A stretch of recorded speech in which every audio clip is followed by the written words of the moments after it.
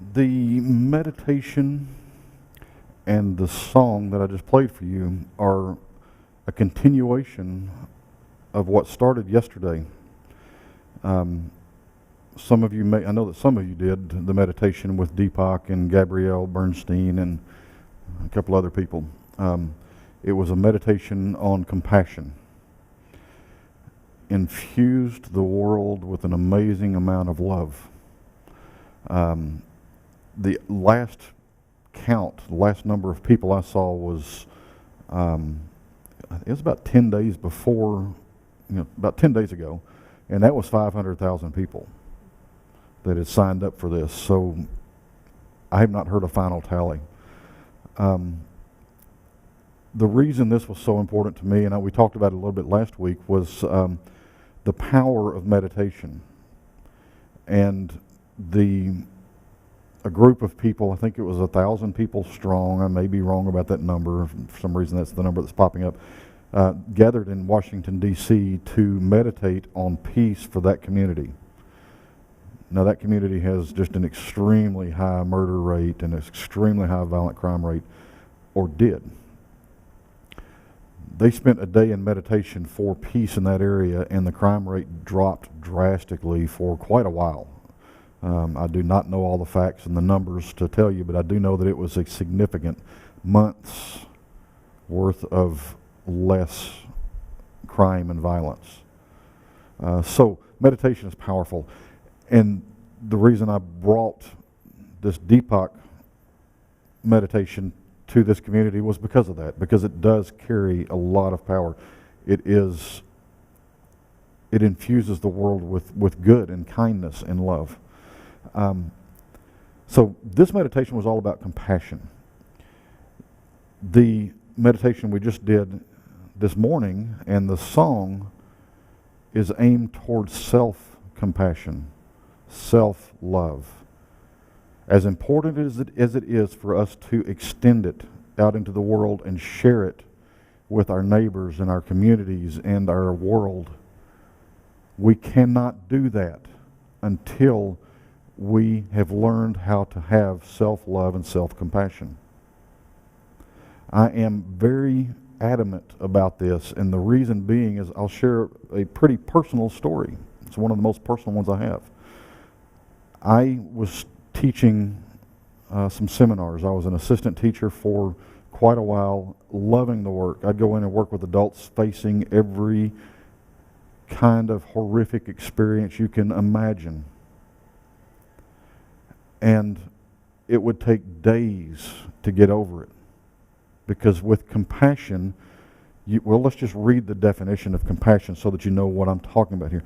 The definition is a feeling of deep sympathy and sorrow for another who is stricken by misfortune, accompanied by a strong desire to alleviate the suffering.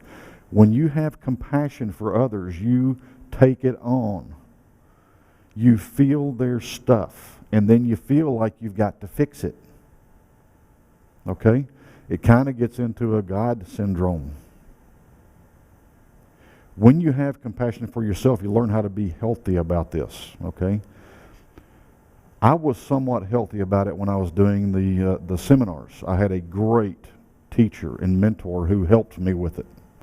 She was very good about making sure that I let go of it by the end because she saw how much I was taking on.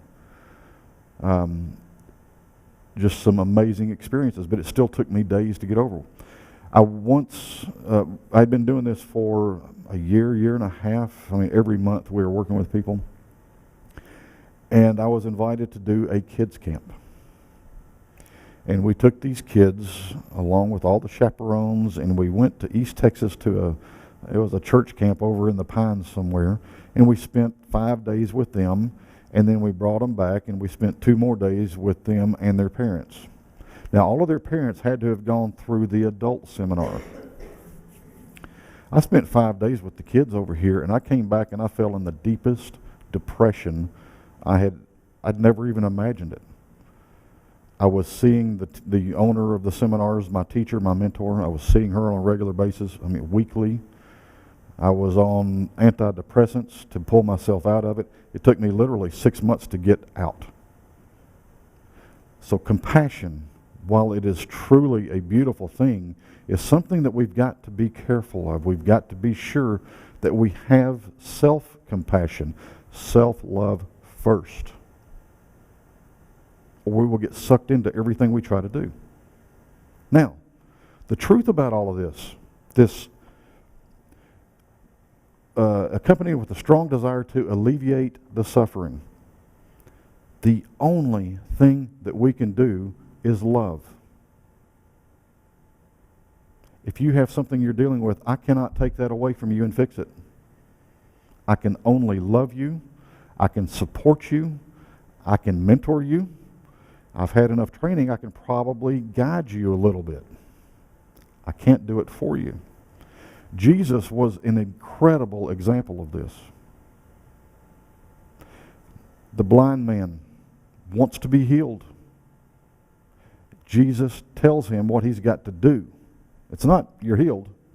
It's open your eyes and see. He gives him an option. The man can stay blind, or he can open his eyes and see. The lame man wanted to walk. Jesus said, rise up, roll up your pad, and walk. The guy could have chosen to lay there and say, you didn't fix me.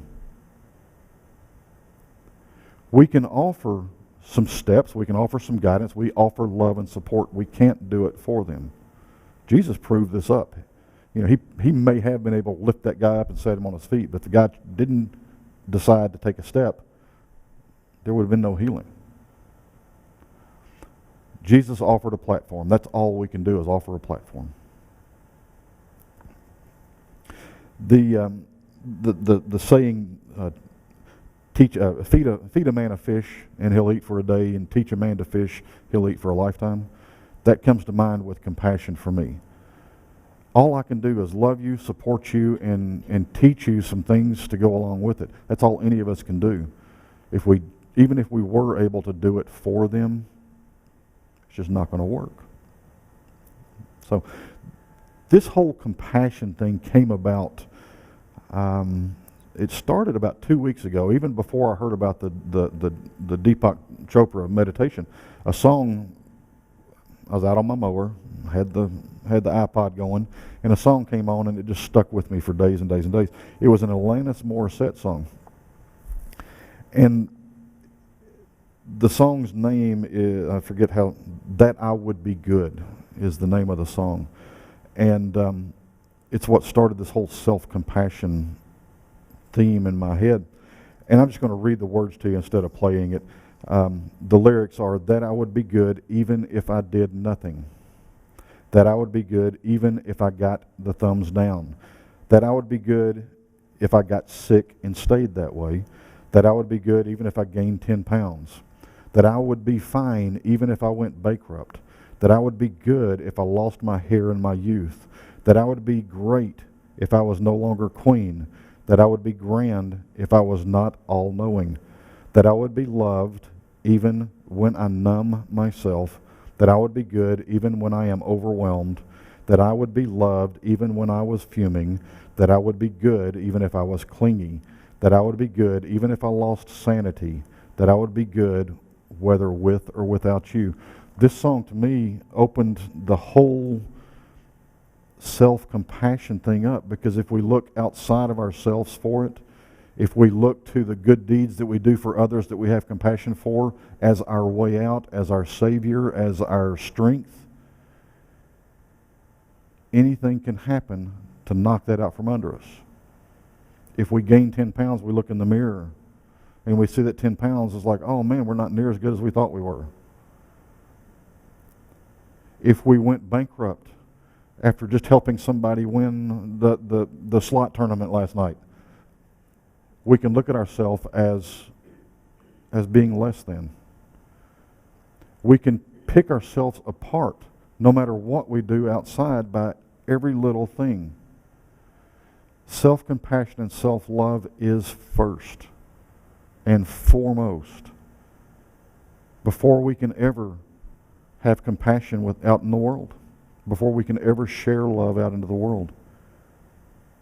When we have love and compassion for ourselves, we can see it coming from God as well. It's already within us. God, and we are one with God. It's already there. It's there for us just to open our eyes, open our hearts, and accept it. But we have to have it for ourselves so that we can see that, so that we can accept that. And like we talked about in the meditation, once we do that, we have an abundance, and we can share it. And the more we share it, the more there is. It just enriches and it expands and it elevates and goes out into the world. So, we're talking about self-love. I just have a question for you. The question is, I lost it. Do you love yourself? Okay.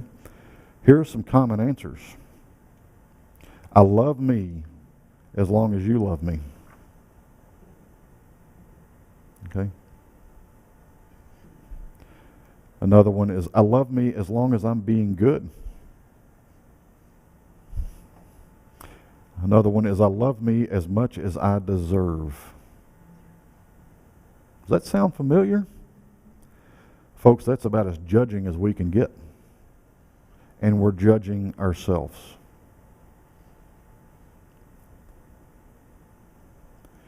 The answer to the question, do you love yourself, is yes.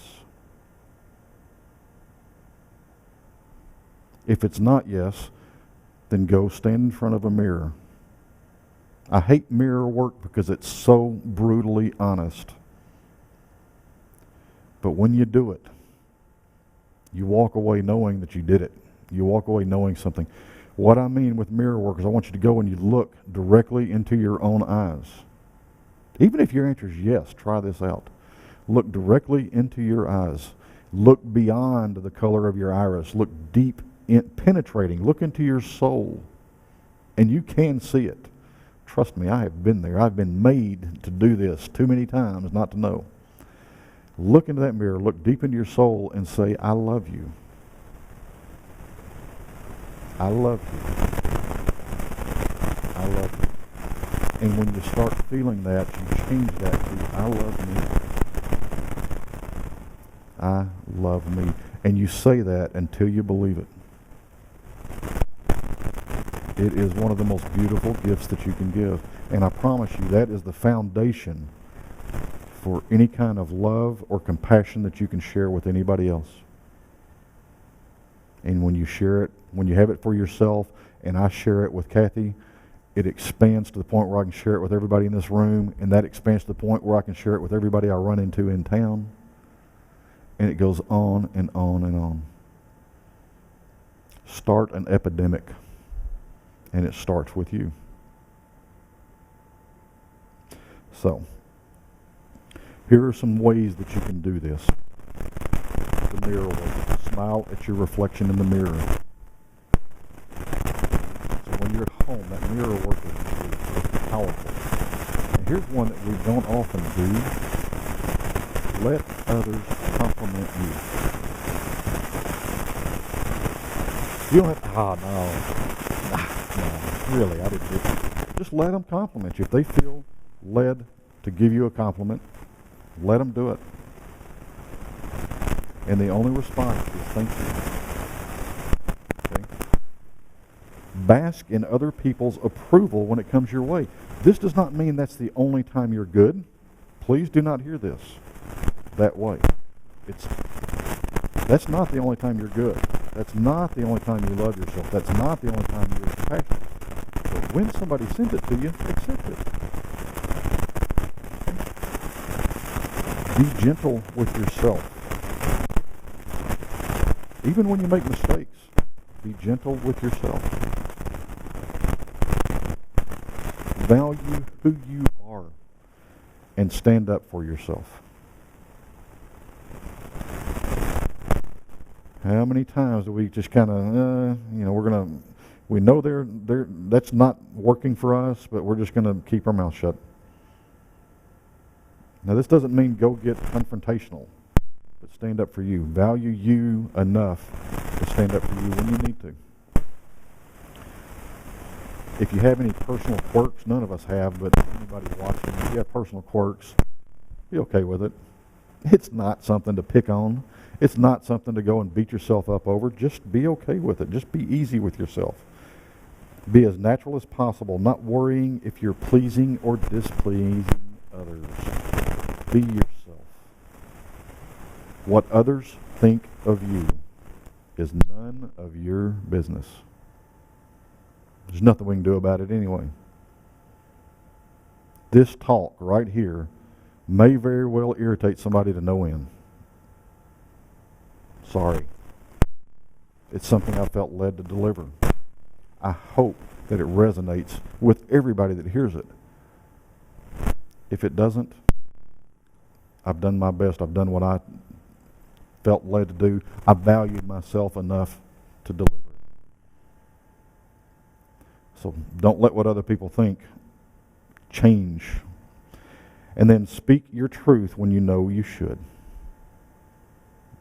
Okay? Speak your truth when you know you should. Be impeccable with your word is one of the 4 agreements. Be impeccable with your word. Make sure that your word is what you feel led to speak, what you feel you should speak.